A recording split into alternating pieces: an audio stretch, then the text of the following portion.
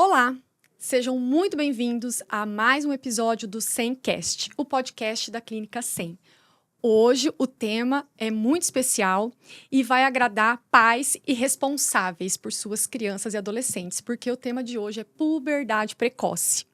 E para falar sobre esse assunto, recebo aqui a doutora Karina Cater Martins, que é endócrino-pediatra, atua na Clínica SEM e acompanha diretamente todos os dias pacientes com problemas de crescimento, desenvolvimento, obesidade. Então, recebam doutora Karina. Seja muito bem-vinda. É um prazer recebê-la aqui no podcast. E é um prazer estar aqui para dividir um pouquinho da puberdade precoce com vocês. Obrigada por ter aceitado o convite. E eu gostaria de começar, então, essa conversa perguntando para você o que é, então vamos pela definição, o que é a puberdade precoce e antes de definir puberdade precoce, o que é o normal? Então vamos lá, puberdade fisiológica, então aquele processo que vai começar a transformação do corpo da criança, a gente considera fisiológico, então adequado quando inicia os sinais de puberdade após os 8 anos na menina e no menino após os 9 anos. Na menina, entre 8 e 13 anos é considerado adequado esse início do processo de puberdade e no menino entre 9 e 14. Se começa algum sinal de puberdade antes dos 8 na menina, a gente considera precoce. No menino, antes dos 9 é precoce. E se não tem sinal de puberdade após os 13 na menina ou 14 anos no menino, daí é considerado uma puberdade tardia, que também tem que ser investigada. Então, tanto uma puberdade precoce quanto uma puberdade tardia merece um olhar especial, gera esse desconforto, essa angústia, e os pais precisam prestar atenção e procurar um atendimento nesse caso. Exatamente. E quais os sinais que os pais precisam prestar atenção para entender se está acontecendo precocemente para buscar atendimento? Então, o conceito de puberdade precoce é o início de botãozinho de mama antes dos 8 anos na menina ou primeira menstruação antes dos 10 anos na menina, tá? Então, esses são os principais sinais que a gente tem que ficar em alerta com uma menina. No menino, é aumento do volume testicular antes dos 9 anos. No menino, a gente tem que ter uma especial atenção, porque esse aumento do volume testicular é uma coisa muito discreta e que, na maior parte das vezes, os pais eles acabam identificando o aparecimento do pelo pubiano. E ele, normalmente, vem na sequência, tá? Então, o acompanhamento regular com o pediatra é extremamente importante, porque é ele que vai conseguir identificar esses primeiros sinais. Na menina é mais fácil, o botãozinho de mama, ele é visível, né? E muitas vezes a menina se queixa de dor no início do aparecimento do botãozinho. O menino não tem nenhum sintoma ali relacionado com o aumento do volume testicular, então muitas vezes isso passa despercebido. Entendi. E uma pergunta muito comum, assim, e o odor, pelinhos também na menina, pelos pubianos, isso normalmente não acontece antes. O que acontece antes é o aparecimento do botão mamário.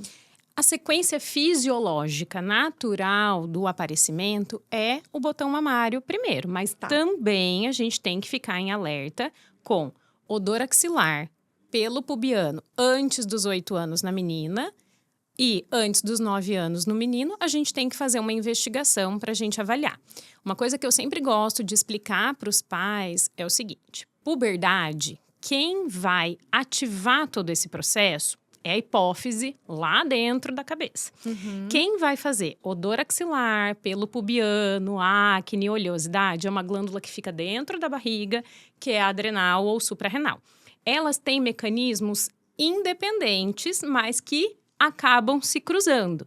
Então, muitas vezes, começou o odor axilar, tem aquele desespero, tá começando o processo de puberdade. Nem sempre. Às vezes é só uma ativação dessa glândula adrenal e nada a ver com o processo de puberdade.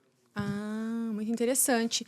E antes você tinha comentado o acompanhamento com um pediatra regularmente, até para fazer essas avaliações e notar esse desenvolvimento, né? Tem uma recomendação de quanto em quanto tempo precisa ser essa avaliação? Anual, semestral? Ou quando se aproxima dessa fase da puberdade, existe um protocolo para isso ou não? Na verdade, o recomendado é que a criança faça o acompanhamento regular com o pediatra. A partir de uma determinada idade, a criança vai ficando menos doente e as pessoas às vezes abandonam os pediatras, Sim. né? E daí às vezes é nesse intervalo que pode aparecer algum distúrbio, algum início de processo de puberdade. Então, pelo menos uma vez por ano, é recomendado que a criança passe por uma avaliação. Até os 4 anos, a gente faz um acompanhamento mais curtinho, às vezes 6 meses. Mas depois disso, entre os 4 anos até iniciar o processo de puberdade, vai ser uma consulta anual. Então, é importantíssimo os pais continuarem com esse acompanhamento com o pediatra, porque não é incomum eu receber a criança. E quando que começou? Não faço ideia. Quando que foi a última consulta com o pediatra? Faz uns 3, 4 anos. Então, a gente tem que ter esse cuidado. Esse é um alerta. O acompanhamento regular é extremamente importante. Entendi. Eu quis perguntar isso porque muitas vezes eu não atendo criança, né? Endocrinologista adulto, né? Então, às vezes chegam as mães com as dúvidas para mim, né? Doutora, eu tô com a minha filha, ela tem 11 anos, tem 10 anos, 12 anos, é bem nessa fase ali.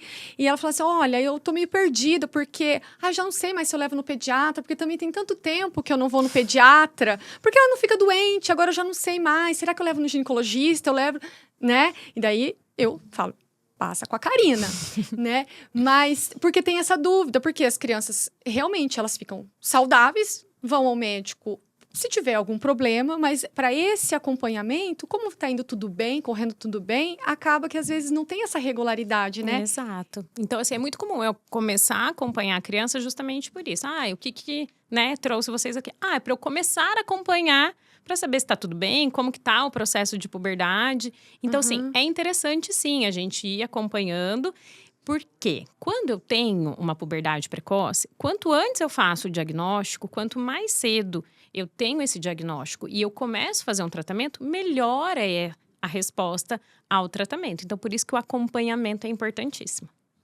Cá, uma questão que a gente tem visto e aí você vai falar se isso é verdade mesmo ou não, e se sim, o que está acontecendo, tá? É verdade que a menstruação ela está se antecipando cada vez mais nas meninas?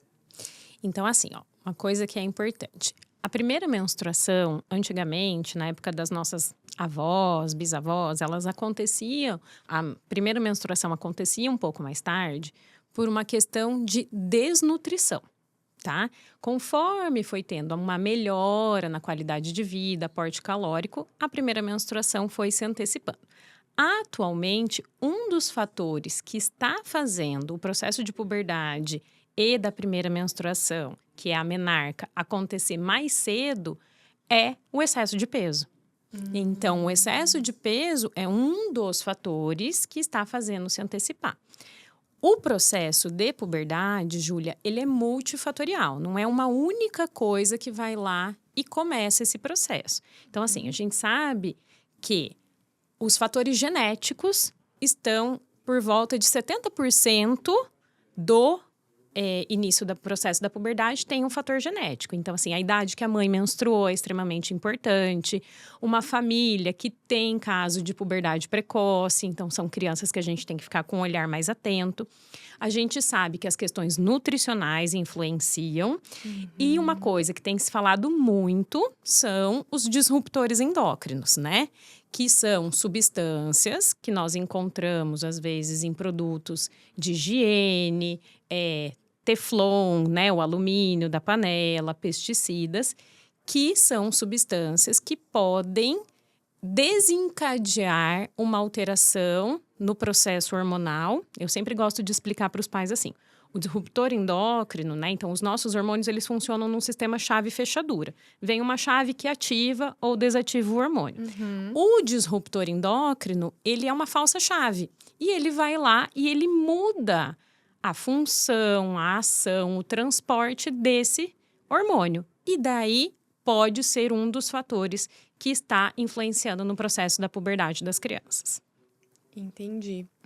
Então, hoje, a puberdade precoce, então, fatores de risco, causas para uma puberdade precoce, hoje tem muito a ver com causas ambientais, muito mais do que genética. Tem uma influência muito grande, né? Então, assim, cada vez mais esses fatores ambientais estão tomando lugar.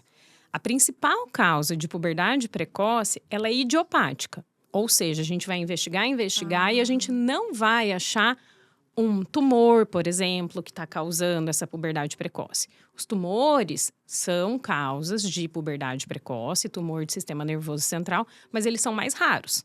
Então, a principal causa de puberdade precoce é idiopática, que a gente vai investigar e eu não consigo chegar a uma causa específica. Ela é multifatorial. Entendi.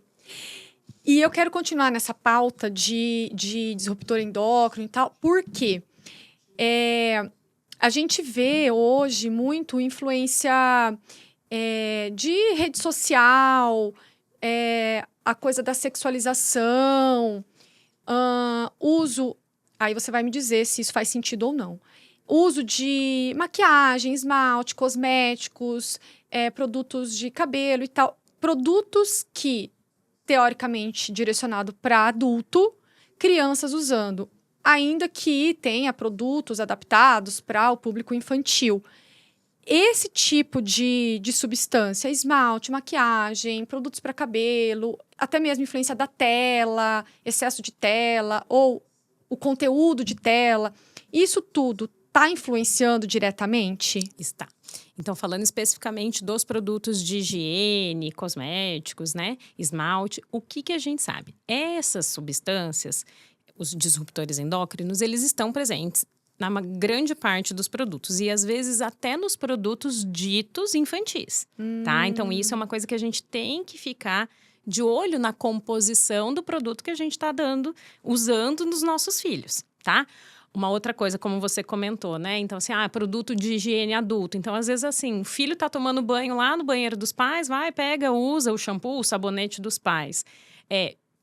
Como que o disruptor endócrino, ele tem essa ação? Não é simplesmente encostou no sabonete do pai, pronto, acabou. Já ativou o hormônio. Não é assim. A pele da criança, ela tem uma permeabilidade maior do que a do adulto. E de acordo com a exposição. Então, quanto mais essa criança se expõe, ela vai aumentando a chance desse disruptor endócrino ter ação, tá? Então, não é simplesmente, ela tomou banho uma vez e usou o shampoo da mãe. É isso que causou a puberdade precoce? Não. Mas aquela criança que tem o hábito de toda semana vai com a mãe e fica passando esmalte, que usa direto as maquiagens da mãe, isso tem uma influência, porque daí ela vai se somando, tá? Entendo. Com relação aos hábitos ali, né, que você comentou, a gente sabe que hoje as crianças têm um acesso muito grande à rede social, conteúdos que não são muitas vezes adequados para as crianças, e isso sim pode ser um dos fatores que influencia, porque a criança começa a ter estímulo mais cedo, ela vai se interessando cada vez mais por esse assunto e ela vai perdendo a infância. Uma coisa que eu falo muito no consultório, Júlia, criança precisa ser criança. Criança precisa brincar, precisa correr, pular, andar de bicicleta. E isso, infelizmente, é uma coisa que as nossas crianças, a geração de crianças atuais, elas estão perdendo isso. Elas largam tudo isso para ficar num celular.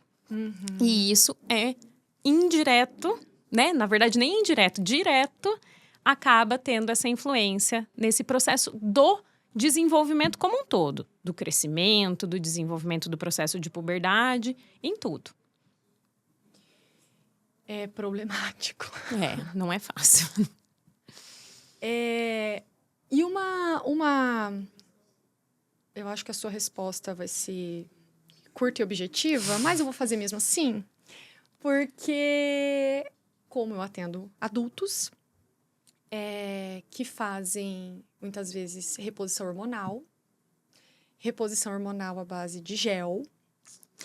E o gelzinho pode ficar ali na pia do banheiro. E criança é curiosa, né? Vai lá e tal.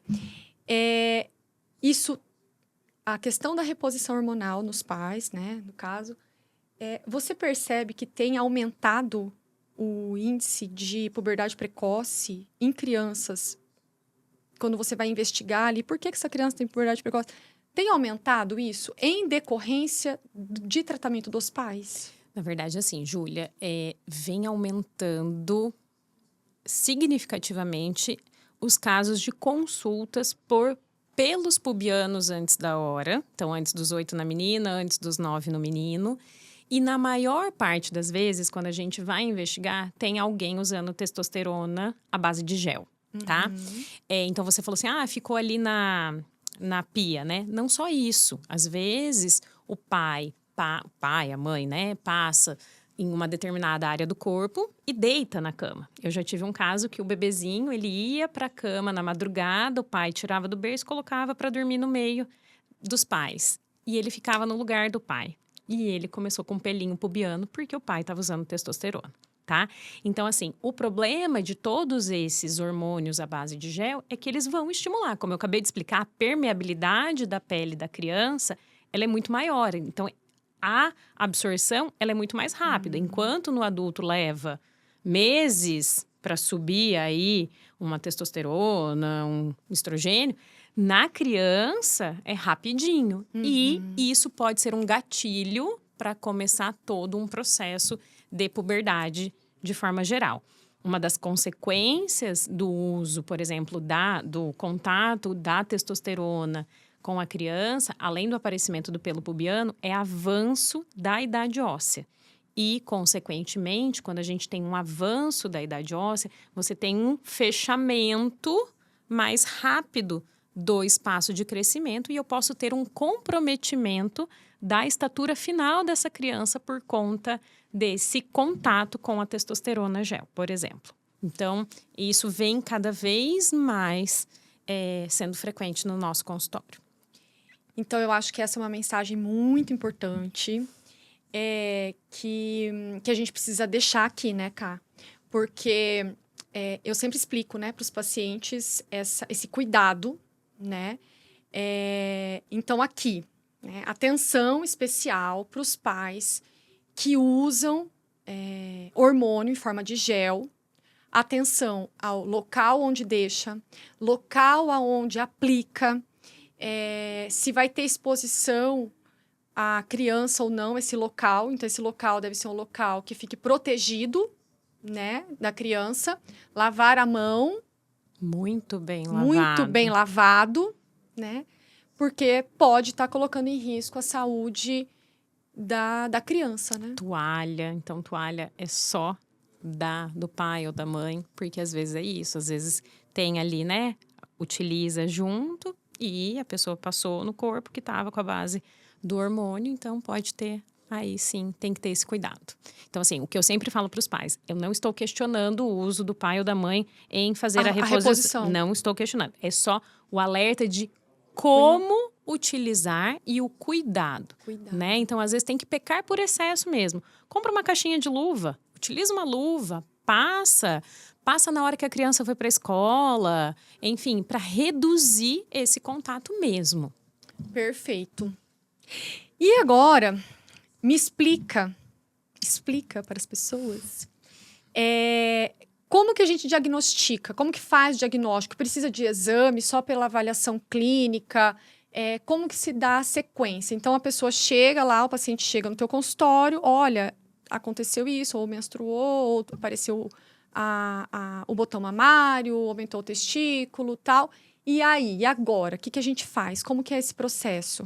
Então, assim, a gente, né, o exame físico é extremamente importante pra gente ver, porque às vezes assim, tá com um botãozinho. E às vezes a hora que você vai examinar é só uma gordurinha que tem ali na região da mama, né? Então o exame físico é extremamente importante. A história, né, de quanto tempo que isso começou, é uma das coisas que acontece no processo de puberdade é o aumento da velocidade de crescimento. Então, assim, é muito comum os pais falarem, começou o botãozinho de mama. Não, mas junto ela tá crescendo muito rápido, ela tá trocando de número de roupa e sapato com muita frequência. Então, tem esse processo. E daí a gente faz uma avaliação clínica, né? Para confirmar que tem esses sinais realmente. E a gente faz a avaliação através, na menina, de uma ultrassonografia de útero e ovário, níveis hormonais, LH, FSH e estradiol, e o raio-x, o famoso raio-x da idade óssea, para a gente avaliar se tem um avanço da idade óssea. Na puberdade precoce, habitualmente, a gente tem um avanço da idade óssea. Então, a menina às vezes está lá com 8 anos, 7 aninhos e tem uma idade óssea de 10, 11 anos, porque o corpo está realmente entendendo todo esse processo. E tem tratamento? Tem tratamento, né? Então, assim, a gente tem os famosos bloqueadores da puberdade, que são medicações que a gente utiliza através de injeção. E atualmente a gente tem um bloqueador mensal, que é feito de 28 em 28 dias. A gente tem a opção do trimestral, que é a cada 84 dias. E temos também o semestral, né? Então, para cada caso, a gente tem que avaliar um conjunto de fatores para ter a definição de qual é a melhor posologia para a criança começar o tratamento. E a partir do momento que começa esse tratamento, tem um tempo para terminar? Existe essa previsão? Na verdade, não existe. Essa é uma resposta incerta. Não consigo falar assim, vai começar com 7 e vai terminar com 11. São muitos os fatores que a gente tem que ir avaliando, né? Então, se a criança está clínica, laboratorialmente bloqueada, então eu tenho que ver se está sendo efetivo esse tratamento. Eu tenho que lembrar que eu estou no momento primordial do crescimento, do estirão. Então, às vezes, eu falo até como mãe de menina, né? Então, assim, lógico que eu gostaria que a minha filha menstruasse com 14 anos, né? Só que a gente não pode postergar tanto, assim, esse processo de puberdade, porque senão eu perco o momento rico do estirão da criança, né?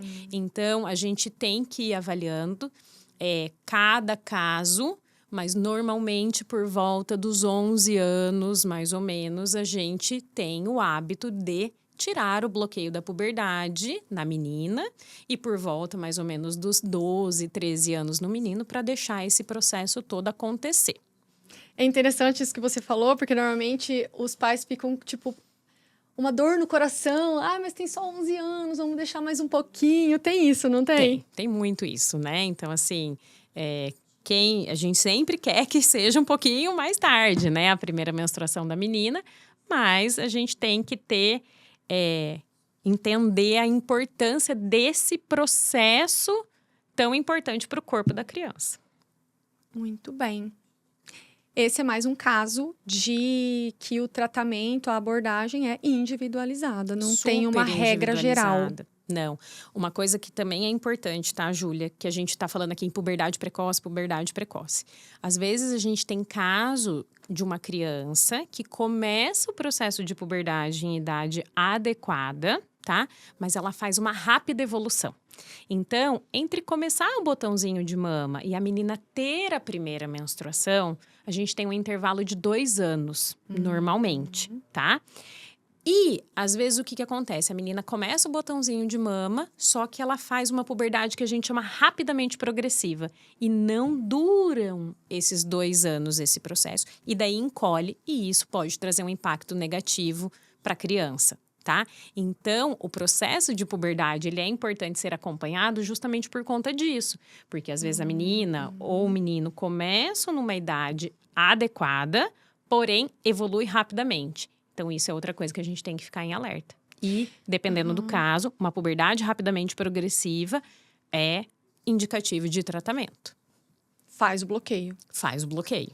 Se a gente tiver um risco iminente da menina menstruar antes dos 10 anos, a gente faz o bloqueio. Se eu tenho, às vezes, perda de potencial de estatura, porque avançou muito rápido, idade óssea. Então, são muitas coisas que a gente tem que avaliar. E a gente também tem que entender o que está levando a essa puberdade evoluir tão rapidamente. Grande parte das vezes o excesso de peso, ele é um fator importantíssimo para fazer esse processo de puberdade acontecer de forma mais rápida. Entendi. E aí faz parte do tratamento o controle do peso, é isso? O controle do peso. Esse é, talvez assim, os pais chegam para mim, ai, Karina, o que eu posso fazer para minha filha demorar para menstruar? Principal coisa, gente, criança tem que fazer atividade física, não pode deixar a criança sedentária. O ganho de peso, ele tem uma influência direta no processo da puberdade. Teve um trabalho que foi realizado aqui no Brasil, que eles avaliaram a idade da primeira menstruação e de acordo com questão do peso. Então, o que eles viram? Que as meninas com excesso de peso, a média da primeira menstruação das meninas foi de 11 anos e 9 meses. As meninas com obesidade menstruaram com 11 anos e 4 meses. As com sobrepeso, 11 anos e meio. E as com peso adequado, com 12 anos. Então, se a gente avaliar que tem 8 meses de diferença entre uma criança obesa e uma criança normal, é muita coisa. Então, o excesso de peso é um dos fatores principais que a gente consegue evitar para conseguir segurar esse processo de puberdade. Entendi. Karina, uma pergunta. Sei que a gente tá acabando, tá, gente? Calma, mas me veio aqui agora. Você falou a puberdade é acelerada, rapidamente progressiva. Então, um exemplo. A menina lá, apareceu o botão mamário aos 10 anos, tá? Adequado. Mas em 6 meses ela menstruou. A mãe entrou em desespero. E agora, o que eu faço? Por quê? Porque eu tava aqui achando que tava tudo belezinha, normal, mas menstruou. Nesse momento, já tendo menstruado, é possível bloquear e ganhar mais estatura, ter essa previsibilidade de uma estatura maior? Como que é possível? É possível. É possível a gente fazer o bloqueio da puberdade, né? Então, assim, a gente tem, como eu te falei, a gente tem que entender o que foi que fez esse gatilho de acontecer tudo tão rápido, entre iniciar e a criança num espaço curto menstruar. Tá? Mesmo então, pós-menstruação, essa primeira menstruação, é possível bloquear? Ela é possível bloquear. Entendi. Se você tiver ali esse critério de uma puberdade rapidamente progressiva, de uma puberdade precoce, você bloqueia. Agora, simplesmente assim, a menina começou com uma idade adequada, teve uma evolução normal do processo de puberdade, e daí, assim, eu acho que é muito cedo menstruar com 11 anos e meio. Minha filha menstruou com 11 anos e meio. Chega, eu quero bloquear. Daí, isso não é indicado a gente fazer, porque daí eu vou mais atrapalhar do que ajudar o crescimento e desenvolvimento da criança. Entendi. Muito bem. Eu acho que um outro recado também, né? Depois do gelzinho lá, né? De hormônio, um outro recado é: puberdade precoce está aumentando. E isso tem total associação com o aumento da obesidade. A gente teve um aumento expressivo do número de casos de puberdade precoce na fase da pandemia, né? Então, assim, até na época tiveram vários trabalhos, principalmente na Itália, né? Que foi quando começou ali os casos de Covid, e que eles fizeram esses estudos e observaram que não tinha nenhuma relação com o vírus, tá?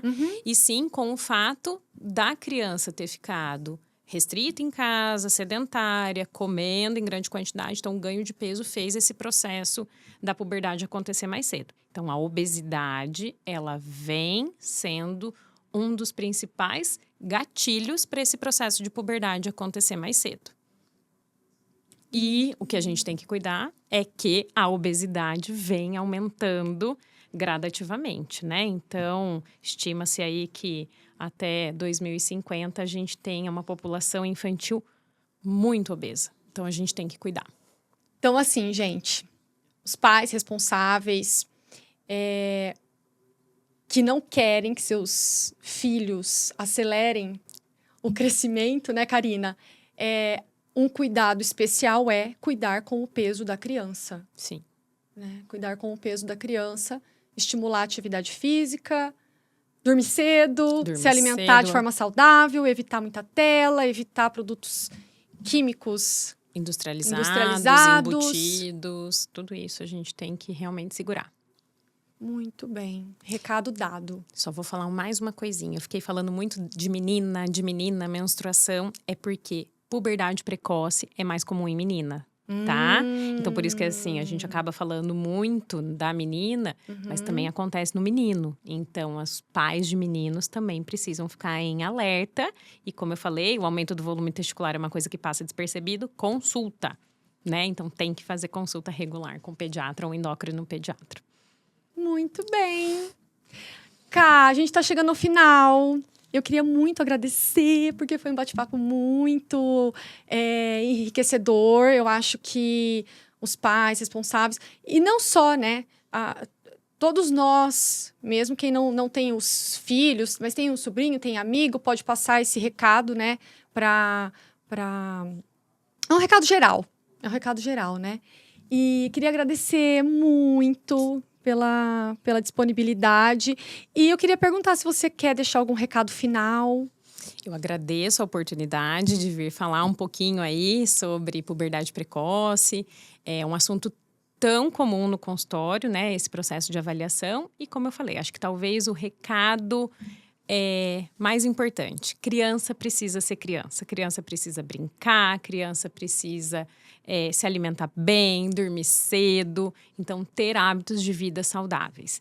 E lembrar que eles nos imitam, né? Então, às vezes, os pais também não estão com os hábitos tão adequados. Então, a gente tem que ser modelo para os nossos filhos, né? Então, cuidar da saúde dos nossos filhos e da nossa também. Obrigada mais uma vez, Karina, e obrigada a vocês, ouvintes, que acompanharam até aqui. Nos acompanhe na rede social da Clínica 100. Esse episódio ficará no Spotify, no YouTube e nos vemos no próximo episódio. Tchau, tchau.